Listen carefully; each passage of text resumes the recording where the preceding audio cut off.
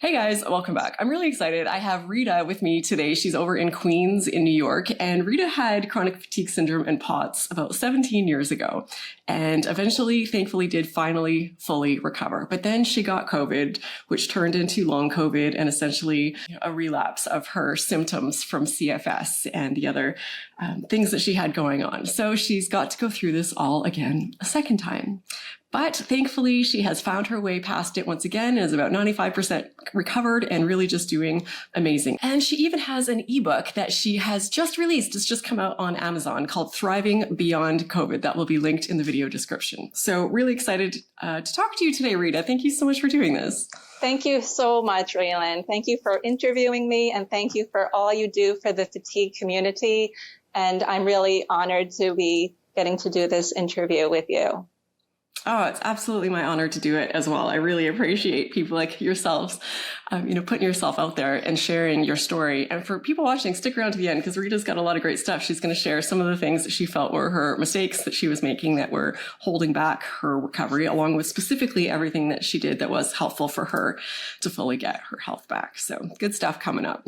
And just before we dive into Rita's story, I'd like to thank Yosho for sponsoring this video. I know that many of you who watch my channel unfortunately face chronic pain, headaches, inflammation, body tension, all sorts of unpleasant stuff. So this is why I'm excited to tell you about an effective therapy and treatment for this. Yosho is a professional brand that collaborates with doctors to create safe, non-invasive, and effective treatments for body pain.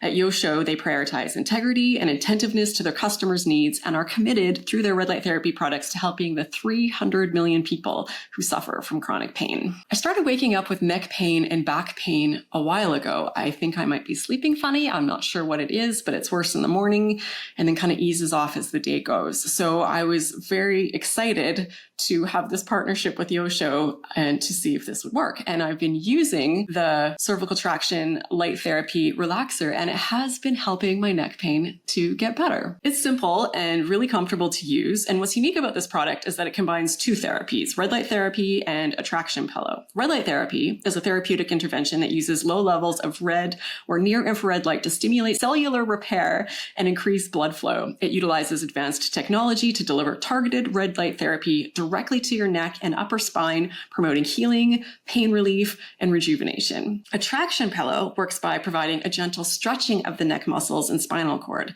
This stretching helps to improve posture, alignment, and can relieve pressure on nerves that may be causing pain. So when combined with the therapeutic effects of red light therapy, it offers pain relief for conditions like muscle stiffness, pinched nerves, chronic headaches, and more. It is fascinating what we can do these days. And it has a relaxing, soothing effect even while using it. I really do enjoy using it. And with the link in my video description, you can learn more. And with the promo code RA20, you can get 20% off your purchase. So first thing I actually kind of want to know is, how does it feel to have gone through this twice and then now to finally be healthy again and on the other side of it mostly? Right.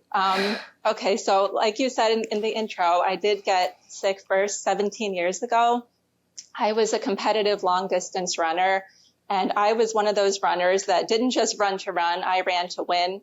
I was running sub 20 minutes for a 5K, 40 minutes for a 10K. And I was a local competitive athlete, and I was obsessed with running and obsessed with caffeine and very type A personality, working a stressful job in a hospital.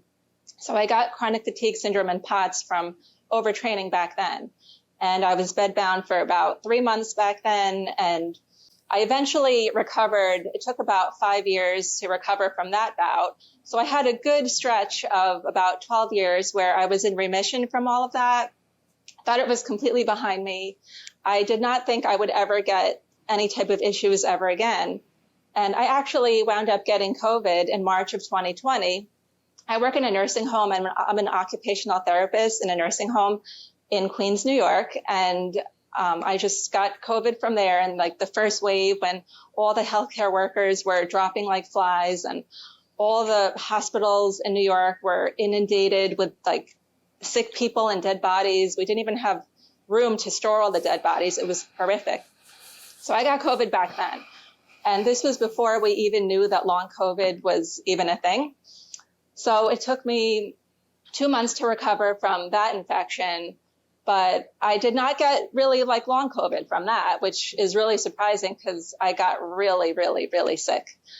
And I just went on to work at my nursing home. I even volunteered to work on the COVID unit because I figured, okay, antibodies, like I'm immune, give me those COVID patients, I'll go help them. And it was great because for 3 years, I did not get COVID again. I was treating COVID patients. I was, just living a normal life and doing my thing.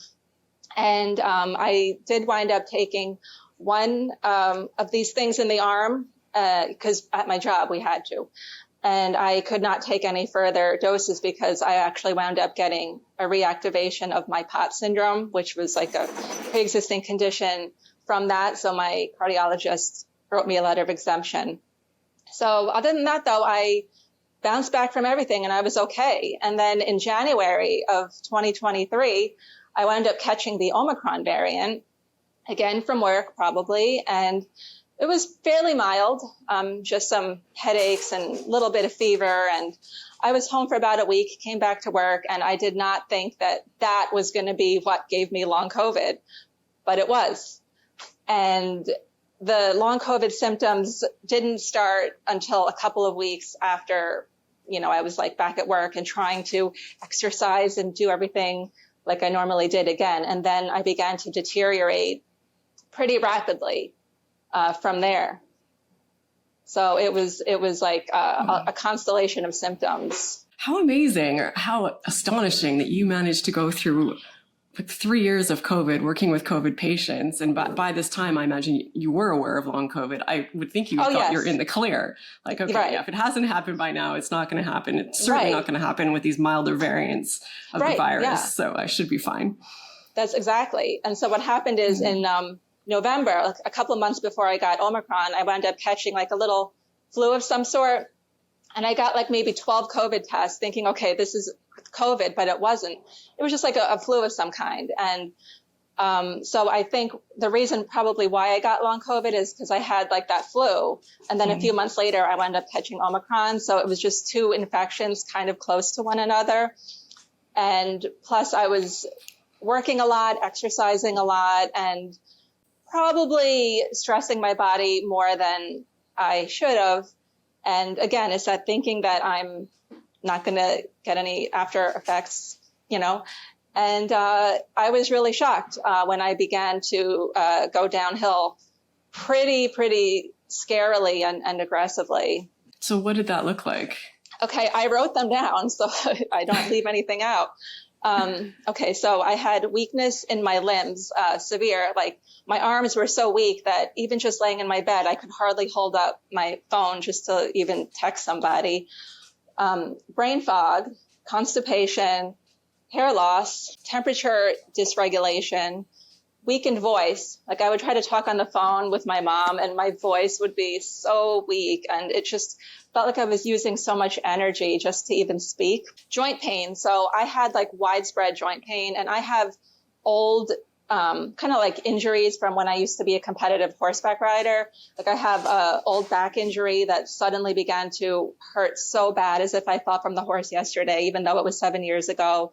I have like a pain from when the horse tugged on my finger and that began to flare up. And I began to develop knee pain for the first time. And I never had knee problems before. So it almost felt like I was 100 years old, like trouble going up and down stairs due to the joint pain. Also muscle pain, like also known as myalgia. I began developing also kind of like fibromyalgia in my neck area, my trapezius and scapula areas. Like they were all full of fibrotic knots, which I would go for massages to relieve. I developed dry eyes, elevated resting heart rate, elevated heart rate also upon standing, where the typical POTS. So basically my POTS came back. Like after being in remission from POTS for all these years, it came back full force. Drowsiness, like my eyes would just start closing. Like I'd be driving, trying to go to work, and my eyes would just start closing on me, and it would be hard to even open them. Post-exertional malaise and exercise intolerance. It's a big one. Dehydration, that was my main problem too, is I would go to the emergency room at my worst. I would say like in January, February, I was really bad. I was going to the emergency room at least once a week, and they were constantly having to give me IVs just to keep my fluid volume up and blood volume up. And at one point, I actually found out I had hyponatremia, which is low sodium levels in the blood, because I had put myself on a raw food diet and like a raw juice cleanse, trying to, I guess, heal. And I induced accidentally diarrhea, and then I wound up getting the low sodium levels. So that was a disaster. I began also experiencing adverse reactions to dietary supplements because, like all of us, I'm on a supplement bandwagon, and I'm trying every single supplement that I hear about or read about. And I got to the point where every time I took a new dietary supplement, I would wind up having like a weird reaction, and I would wind up going to the emergency room for that reaction, thinking that I'm dying. Very dark circles under my eyes. Like, I probably still have them a little bit now, but I have makeup to cover them. I just always looked really tired, and I never felt rested. Like, no matter how much sleep I got, even if I had a really good night's sleep, I still felt very tired and fatigued the next day. And also, last but not least, I began developing adverse reactions to coffee, even decaf coffee, which is 99.9% caffeine free. So I had to ditch the coffee, which was hard because I've been drinking coffee for 20 years without a problem. So those were basically my main long COVID symptoms that just all kind of came on at once, and they were frightening. So what did you do when this all started happening? Okay, so I would go to the emergency room, and they would give me the IV. They would check my blood, and I went to the emergency room probably about 8 or 9 times in the span of 2 months, and only once they found anything abnormal, which was that one time I had the hyponatremia. And I went to go see my primary doctor once I was able to get an appointment with her. And she was, again, checking my blood work, and everything looked okay. Basically, I did not stop working except for the couple of days where I had to call out due to just being in the ER. But other than that, I would go right back to work, and I would only tell like one person, like one good friend that I have, like in confidence, what happened. But other than that, I just kind of asked my job, can I please have a little bit less hours? I didn't say why. I didn't really want anyone to know because I didn't really know for sure what was going on, and if this was going to be like a long-term thing or just a short-term thing. So I just really tried to keep it on the down low, but I would just try to work maybe like 6-7 hours instead of 9 or 10. I cut my work from 6 days a week to 5 days a week, and I would just try to take it a little bit easier at work. And then when I came home, I would just kind of like go right to bed and then just rest a lot on the weekend. And little by little, I wound up getting a journal, and I just started journaling. Like every time I had a weird symptom, what was the correlation? So for me, at that time, I was taking low-dose naltrexone, which I don't know if you've heard of that, but you've probably heard of some people in the fatigue communities trying LDN, low-dose naltrexone. So I'd been trying that, and in the beginning, it seemed fine. But then after a couple of weeks, I began experiencing what felt like a very over-caffeinated type of sensation from it. And I was still drinking 1 cup of coffee a day at that time. So I didn't know if this was from the coffee or the LDN. So the first thing I did was cut out the coffee, but I was still taking the LDN. So I was still having that weird, like, hypersensitive nervous system type of feeling. So then I cut out the LDN too, and then I felt amazing. So I began to realize that anything stimulating was not going good. So journaling really helped me because I was able to write down basically everything I did, and then whatever the side effect or reaction may be. And then I was just kind of learning my own body and just learning, like, what am I doing that's working versus not working? And little by little, I just began the process of elimination. Also, if I listened to a video like on YouTube or other interview stories, I would write down in my journal little tips of things that I want to try in the future, just as like a reference. So journaling really helped me. And also, I wound up writing an ebook, Thriving Beyond Long COVID, my personal 12-step journey to recovery. So journaling was one of those 12 steps. So if anyone here is interested in reading about all 12 of the steps, because I don't have enough time to tell you what they all were, but journaling was one of them. And so I guess today we could just talk about a few of those 12 steps. What would you say would be some of the more important ones from the list, or are there more important ones? Absolutely. So I would say the number one thing that made the biggest difference for me is red light therapy. I bought this Huga, and this is the model, the Huga 1000. And I had heard and read a little bit about red light therapy, but I was very skeptical. I am not an easy person to convince, about pretty much anything, but I was having such bad joint pain and muscle pain, and I almost felt like my brain just was not receiving enough blood flow and oxygen. I had symptoms of neuroinflammation, such as, like, at one point I did have a little bit of tinnitus, which is a sign of neuroinflammation. I had a lot of brain fog, cognitive kind of like issues, extreme drowsiness and fatigue issues. And I actually purchased this book, Red Light Therapy, Miracle Medicine, by Mark Sloan. I got this on Amazon. So this book just talks all about the miracles of red light therapy. And I wouldn't be surprised if one day in the near future, every single household eventually has a red light therapy device of some sort in their own homes. Because red light, when I first started using it, I could not believe after just one session, it took away my joint pain. My pain in my knees was gone. My back pain was, I would say, 75% better just from the first time. And the energy level in my body just all over. I suddenly didn't need to take a nap that day. I tried on the weekend, and normally I take a nap on the weekend. And that day I didn't even need to take a nap. I cleaned my whole house. And red light therapy, what it does is it goes into the cell that it's, being shined on, and then it goes into the mitochondria and makes your cell produce more ATP. And so it's just basically going to give all those cells that regeneration that we so badly need when we're dealing with these fatigue conditions. So red light therapy was absolutely a number one game changer. I have to jump in here because Sure. People watching, and Rita, I know you don't know this, but this is such a massive coincidence because this video is a sponsored video and there's a clip at the beginning, but Rita doesn't actually know that it's about a red light therapy product. So it's a company called Yosho, and they do red light therapy, and that's who sponsored this video. But we didn't know that the topic that you were going to be talking about this as well. Funny. So just for people watching, Rita's not giving you a sales pitch. She's not at all affiliated with the company. It just happened to work for her as well. And this is a really crazy coincidence that we're talking about it again. It is a crazy coincidence. I'm kind of shocked to hear that. Yeah. So that was the number one thing that I would say really skyrocketed things for me. Number two thing I would say is cutting out caffeine, because I did not even realize just how sensitive my nervous system was at that time.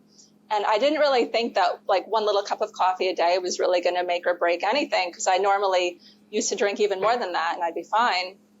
But after going through the withdrawal headaches and all that malaise you get from quitting coffee, then that really got my nervous system back into just a more parasympathetic type of state. So to this day, the last time I had a cup of coffee, I think was sometime in March. And I'm still kind of scared to even try it, because not so much because I think something bad will happen, but just because I remember what those withdrawal headaches felt like. And I just enjoy the added blood flow of like the more wider blood vessels going to my brain. But in the future, I might want to try adding green tea just for the anti-inflammatory benefits, but I still have not tried that yet. But cutting out caffeine was, definitely helpful. The third thing that really helped me, and I kind of invented this term, although I know you've actually done this yourself, was vacation therapy. So once I felt like I was medically stable enough to survive the trip, I booked a 5-day trip from New York City down to Clearwater Beach, Florida. Went by myself, And I just booked a hotel with a pool, right, the beach across the street. I actually went there in like the first week of May. So the water was still too cold to go in, but it was hot outside. And I brought my journal with me, and this was like a healing trip. And the whole purpose of it was just to kind of get my recovery on, a whole new level, which it absolutely did. Because when you get away from your toxic environment, which, let's be real, my environment was pretty darn toxic, between the cold New York City weather, between working in a nursing home where you just see sick people and dying people, to the stress of everyday modern life, to the lack of sunshine and vitamin D and all that stuff. Going down to Florida, even just for 5 days, and just sleeping on the beach, listening to music, like reading books, meditating, looking at the ocean, watching people have fun and watching people on vacation with their families.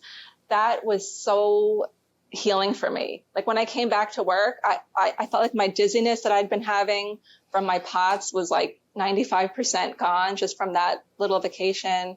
I got like good, suntan going on. Like I really tried to get responsible sun exposure, fresh air, good food, eat whatever I want, but just whatever I was craving. And that was very healing. Yeah, you hear that a lot. And some people are like, maybe it was, the humidity, or maybe it was the temperature. And I think for most people, it's just the removal of the stress. It allows you to start feeling better. Yeah. I mean, we talk so much about our autonomic nervous system and the role that plays in healing and in, triggering symptoms. So yeah, a lot of people find that. And I think it's really powerful to just unplug and let your body de-stress. I mean, I kind of think that if there was like Elon Musk or someone rich could just open up, like in some warm places, like down in Florida, maybe down in California, these like long COVID rehab, like retreat type of things where people could just stay for like 2 months at a time and insurance would pay for it. And people could just get away and just get that rest and relaxation and warm sunshine and beautiful environments and not have to worry about other responsibilities. I think it would really help a lot of people with their healing, because I know that some people don't even have the money to take a 2-day vacation,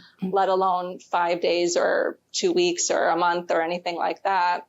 But the vacation therapy, beach therapy, that really helped me tremendously. I actually went again, like I was in Florida again last week, just for the same kind of reason. It's just like, I kind of just find it extremely healing. And so from here on out, I'm going to just try to take a little bit more getaways to go down there.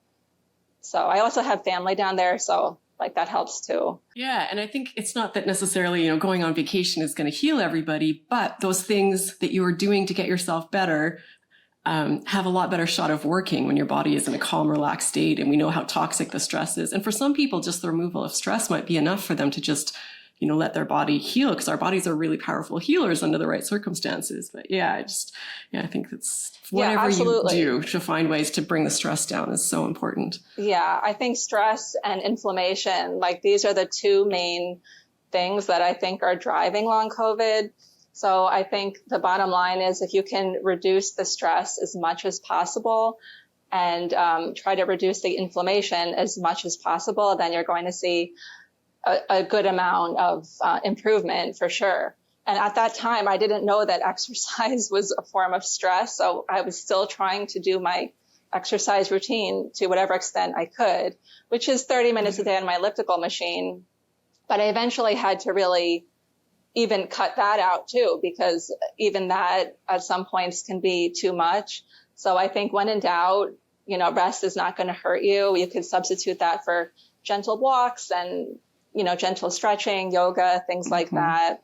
But it's a tough thing, because I think the movement is important, but I think for most of us, it's hard for us to start thinking differently about it and to think so much smaller, to think where we used to do 30 minutes or however much, it might be 1 minute for you now, and it might be something way gentler than you're used to doing. It sucks because I used to be a competitive runner, a competitive horse rider, and now I'm like, I'm going to walk twice around where I live, and that's it. Like it's kind of disheartening to think that that's where you're at, but you just have to think like this is only temporary. It's just eventually, if you can build yourself back up smartly, then you'll eventually get to where you want to be. But the post-exertional malaise is real. And I think a lot of it is driven by inflammation, and the body is just trying to guard you and protect you from overdoing it. So you got to just really listen to your body and respect your body. Yeah, for a lot of people, we hear a lot about brain training, and it just seems to be a component of it as well, of just slowly, like a gradual re-exposure therapy to life and to exercise and all these things, because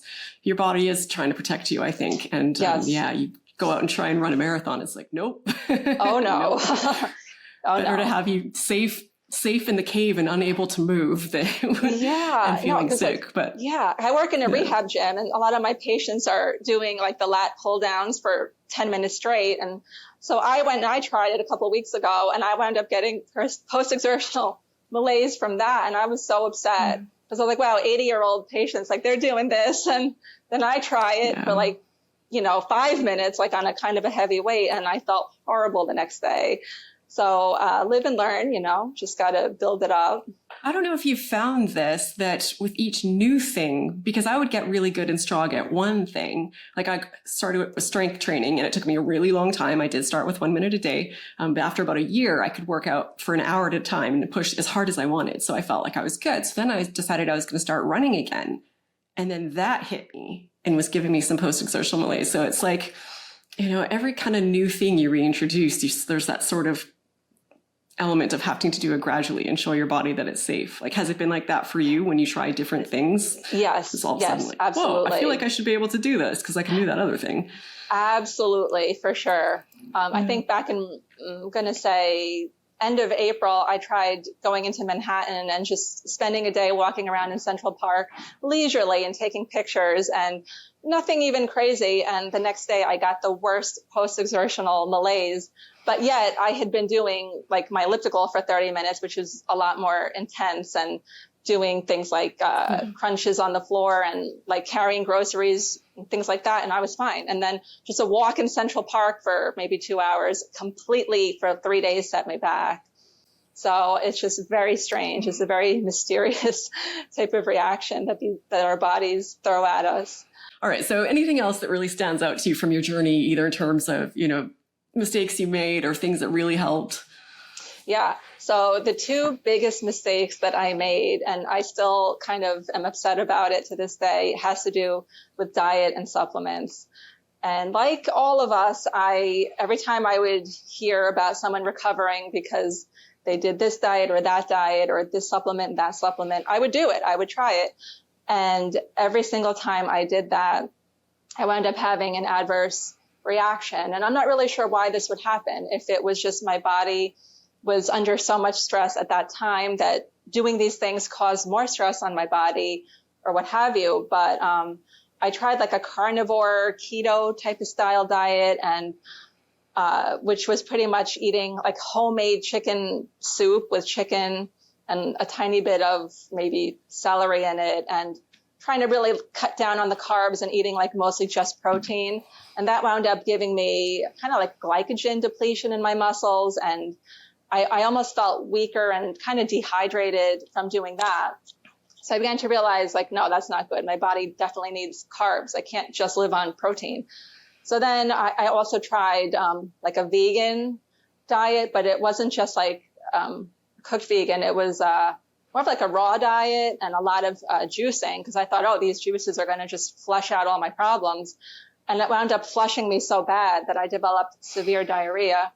And the diarrhea caused me to wind up in the hospital. And that was when I found out I had the hyponatremia, because I think I was drinking so much like spinach juice and juiced ginger and all these things were, I guess, irritating my system. And I got really, really sick. So the diet that ultimately healed me was more of like a Mediterranean style diet. I began watching a lot of videos about how people live in the blue zones, like in Icaria, Greece, and in Sardinia, Italy. And I just was fascinated by these centenarians, like these pockets of centenarians around the world that are living well over 100 years, and they have their cognition, and none of them are vegan. They're eating fresh, locally grown foods, and they're eating things like olive oil, feta cheese, a lot of fresh seafood. They're eating some red meat and chicken when they have access to it, usually from their farms. So I began to try to eat more like the people do, like in those blue zone regions. And then I finally began to feel like I'm getting like more balance in my life in terms of my diet. And, you know, I know diet is a very controversial subject. So I'm not saying that, you know, this is what, you know, healed me, but I think it definitely took away the stress from the other two extremes that I was trying to do. And then in terms of supplements, I was taking so many different supplements. Like in my ebook, I have all of the supplements that I took. I don't remember all of them offhand, but there was a lot. So on my recovery, I had to stop all of them except for D3 and K2 and a little bit of like a chaseberry for my premenstrual. And that's it. I had to just cut out all those crazy supplements because they also were causing my system to react in a weird way. And to this day, I still don't take anything but those two supplements, and I feel a heck of a lot better. So had I known all of this before, I would have saved so much money on food and supplements, and I could have just cut to the chase and just eaten in a more balanced way and, you know, had a more balanced approach to supplementation, and I would have saved myself grief and money. So yeah, those were my two big mistakes. I've yet to talk to anyone who found supplements super helpful. There are people that say this one or two helps with these different symptoms or these specific things, but overall, for the most part, I'd say the overwhelming majority of just the people I've spoken to, supplements have not been the answer. And the same for me. I was taking about 100 pills a day, and then I pretty much stopped just overnight, which is probably not smart. And I didn't notice any difference. So yeah, exactly. It's such a tough one, and thousands of dollars. And then with diet, it is so tempting when you're so sick and then you hear these people that have such success with a specific diet. But the more people I talk to, the more that I see, one, I don't think it matters as much as we think it does, as long as what we're eating is kind of whole and natural and not a lot of processed crap and sugar and alcohol. And two, that it does vary person by person, by their system. Some people, you know, really thrive on one. Like for me, I switched to vegan and that's what worked when I recovered. I'm not vegan anymore. Right. But it helped me heal so many things in my body. So, but I don't even know now, looking back, if those things were related to my CFS. Like it helped my gut health, infections and, UTIs and all that cleared up. And, things like my skin got better. So I just saw it as general healing. But was that, a part of my CFS healing? I don't know. And we have blue zones who are vegetarian. We have blue zones who are high meat eaters, so it's just, it can get really confusing. Right. Oh yeah, exactly. Yeah. Exactly. I think also in the blue zones, they don't live a very stressful life from what I understand. Yeah. Like they're not in a rush. Like if they own a shop, they open that shop when they open that shop. Like if they slept late that day, they'll open that shop up at 11 a.m. instead of 9 a.m. Like they're not like, oh my God, like what time is it? Let me go and rush out in traffic. Like they're very laid back with their lifestyles, and they have like community support, friend support, family support. Yeah. They spend a lot of time outside, and they just have like these networks, and they're just not isolated and alone with their network. So I think that also contributes to their longevity. So I think that if you're trying to recover from these fatigue conditions, if you are alone, then try to confide maybe in a therapist or something like that, because this is not something that you want to embark on without the support of someone, or even like an online community if you don't want to do a therapist, because this is just a tough thing to go about completely by yourself. Yeah. I'm so glad that you've come through this again. It's horrible that you've had to go through this twice now, but you've clearly learned so much. And it's great that you've put this, guide out for people. Again, it's linked in the video description if people want to go check it out. I'm really happy that you're here again and doing well. And, also sharing your learnings from this journey with other people, because we know there's so many people around the world that are struggling with this and trying to find their way out. Well, thank you so much, Rita. I really appreciate your time today. This has been incredible. Yeah, thank you so much for the interview. really appreciate it. And for people watching, there are more and more and more long COVID stories out there. I'll link a long COVID playlist here on the screen. You can take a look, see if any of them pop out at you. But there's just, lots of people who are fully getting past this. So if you're facing this, keep at it, keep searching. Don't give up until you find your answers. I do believe that you've got this. And I thank you for watching. And I hope you enjoyed this video. I hope you got something out of it. And I hope to see you in one of these next ones.